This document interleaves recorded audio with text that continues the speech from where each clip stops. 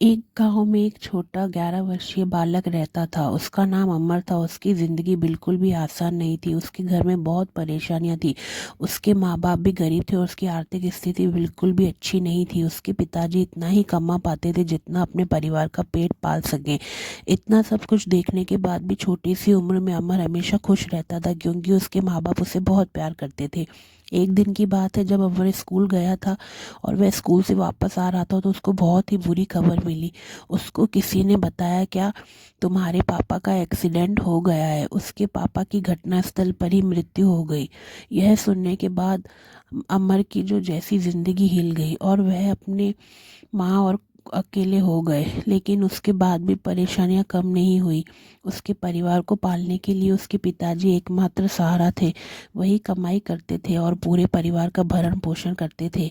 अचानक ही पूरे परिवार की जिम्मेदारी अमर पर आ पड़ी।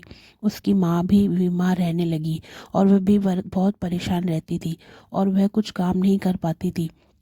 इतना सब होने के बावजूद भी कभी भी अमर ने अपने जीवन से हार नहीं मानी। वह दिन भर बाहर जाकर कुछ न कुछ काम करता। कभी वह सब्जी बेचता, कभी कुछ और भी उसके हाथों में काम आता तो वह करता और घर के खर्चे उठाता और पैसे कमाता और रात को थक कर सो जाता। इस प्रकार से उसकी ज़िंदगी चलने लगी।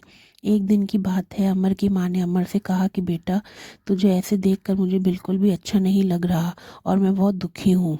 अमर ने अपनी माँ से कहा, माँ मैं सोच रहा हूँ अभी मैं पढ़ाई छोड़ दूँ और कोई अच्छा काम करूँ ताकि मैं आपका इलाज अच्छे से करवा सकूँ और घर भी चला सकूँ।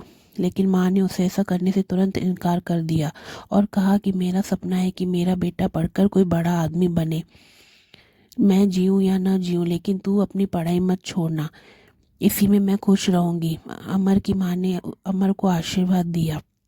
फिर अमर ने प्रतिज्ञा की कि मैं ज़रूर कुछ बड़ा आदमी बनूंगा और मैं आज दिन में रात दिन मेहनत करता हूँ ताकि माँ का वह सपना पूरा कर सके। कुछ भी हो जाए मैं अपनी माँ का विश्वास नहीं तोड़ूंगा।